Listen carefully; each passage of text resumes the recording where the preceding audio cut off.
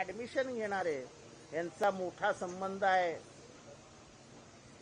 कारण का त्यांची फीस गरिबाला न परवडणारी आहे. म्हणजे याचा दुसरा अर्थ असा की गरिबांनी आता शिक्षणापासून वंचित राहावं. पैसे असतील तर ऍडमिशन्स मिळतील, त्याही वशिलाने मिळतील. म्हणजे नुसत्या पैसा काही कामाचा नाही, तुमचा व्यवस्थित कॉन्टॅक्ट पाहिजे. तो कॉन्टॅक्ट नसेल तर तुम्हाला काही मिळणार नाही. शिक्षणाची एवढी वाईट अवस्था या देशामध्ये 70-75 वर्षाच्या इतिहासात कधीच झाली नव्हती.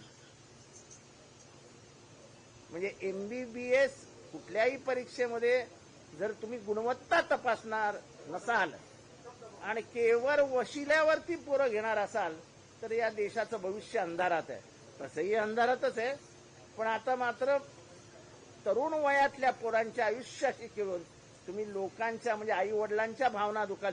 एक परीक्षा म्हणजे अख्खं घर इन्व्हॉल्व असतं, बहिणी इन्व्हॉल्व असतो, भाऊ इन्व्हॉल्व असतो, ते नवरा बायको इन्व्हॉल्व असतात, त्यांचे नातेवाईक इन्व्हॉल्व असतात. अगं तुझा पोरगा नीटला बसलाय ना, अभ्यास करतोय ना, आई बिचारी सकाळी जागते, उठते, त्याला चहा पाणी देऊन परत बसवते, जागते त्याच्यासाठी. त्या आईचा विचार कर, आज तिच्या डोळ्यात किती अश्रू असतील. त्या पोरांचा विचार करा, ते किती अस्वस्थ असतील, किती डिप्रेशन मध्ये असतील. आणि या नालायक सरकारला काही देणं घेणं नाही.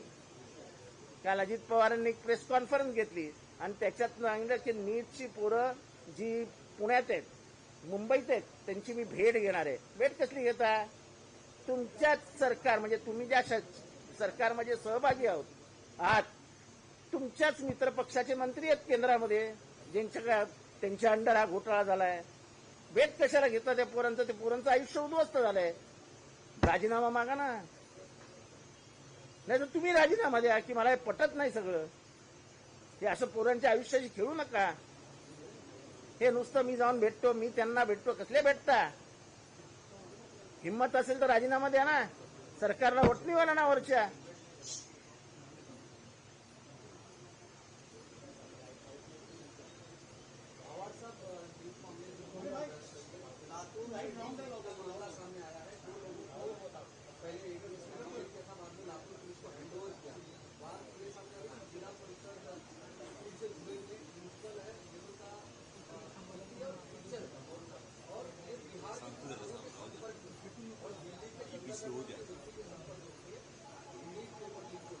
नहीं, साहब बात ऐसी है कि नेशनल ट्रेनिंग एसोसिएशन कुछ है, एनटीए, एक प्राइवेट बॉडी को तुम इतना बड़ा, मेरे देश के फ्यूचर का हिस्सा है कि यही एमबीबीएस के स्टूडेंट आगे जाके गायनेक बनेंगे, गायनेक स्पेशलिस्ट बनेंगे, न्यूरो सर्जन बनेंगे, यूरो सर्जन बनेंगे, तुम्हारा पेडियाट्रिक सर्जन बनेंगे.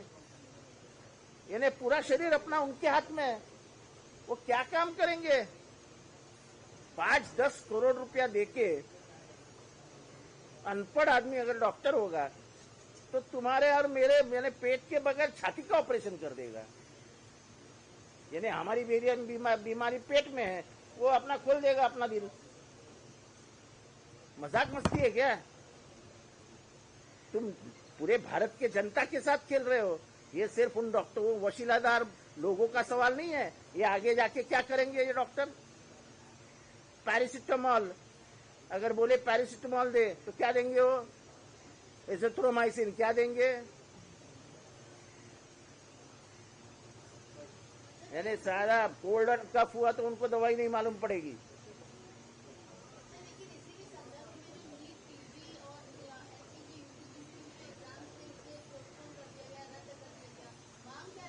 अरे पोस्टपोन किया, ये किया, वो किया, लोगों का साल तो बर्बाद हुआ ना.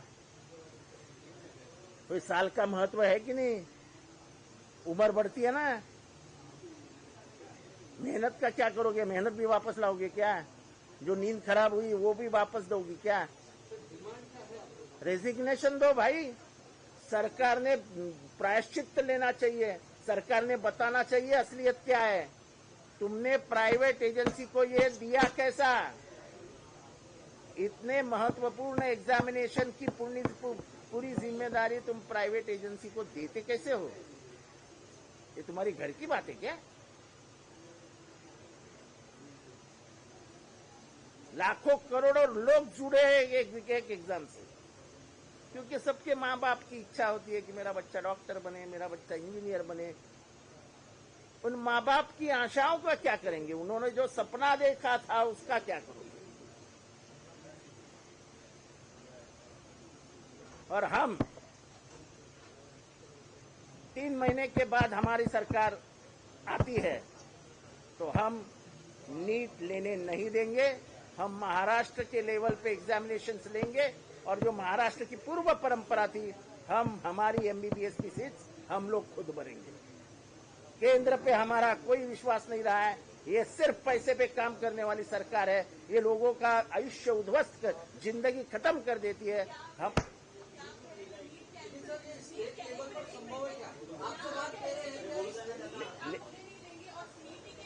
अरे लेट मी स्पीक या लेट मी स्पीक।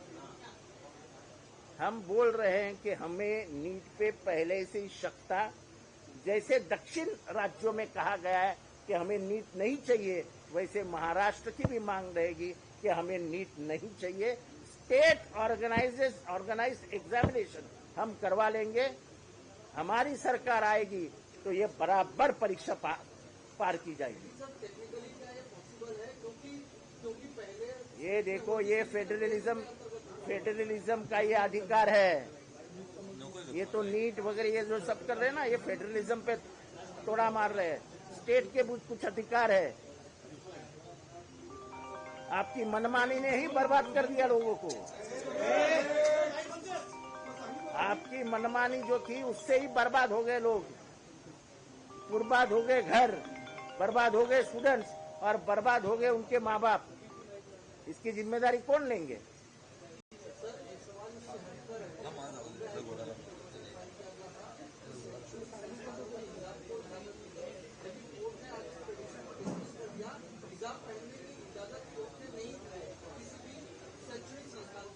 तो मैं सिर्फ नीट पे बोलने को आया था, क्योंकि सुबह से जब मैं पढ़ रहा था तो मुझे मेरे माँ की याद आ रही थी, जो सुबह 4 बजे उठ के मुझे उठाती थी और कहती कि बैठ, अभी सुबह दूध लेती थी, गर्म करती थी, उसमें थोड़ा सा कुछ डाल के मुझे पिलाती थी। माँ बाप की जो मेहनत है।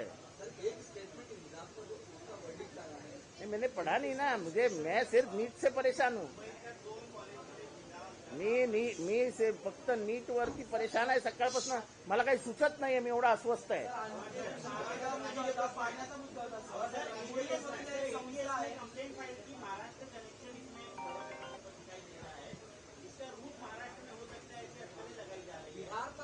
देखो, ऐसा है, रूट कहीं पे भी हो, केंद्र सरकार की कोई जिम्मेदारी है या नहीं?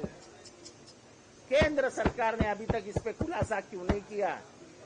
केंद्र सरकार के जो मंत्री हैं, जिनके हाथ के नीचे एग्जामिनेशन है, उस बेशरम आदमी ने आज तक इस्तीफा क्यों नहीं दिया?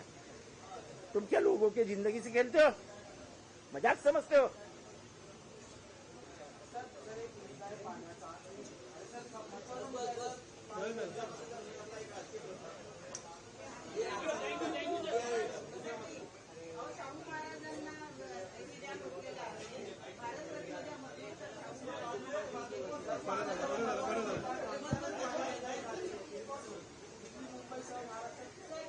अरे ते सगळे येतील ना पत्रकार परिषदेला, मी सगळे पत्रकार परिषद उत्तर दिली, तर त्यांचं काय, त्यांची काय आहे की नाही? काय बोलतात?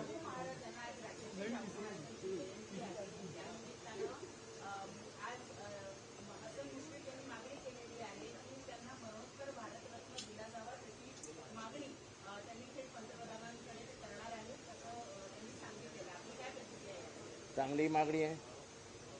राजर्षी शाहू महाराज यांच्याबद्दल संविधानकर्ते डॉक्टर बाबासाहेब आंबेडकरांनी लिहिलेलं आहे की डॉक्टर म्हणजे शाहू महाराजांची जयंती हा एखादा सण म्हणून साजरा करा।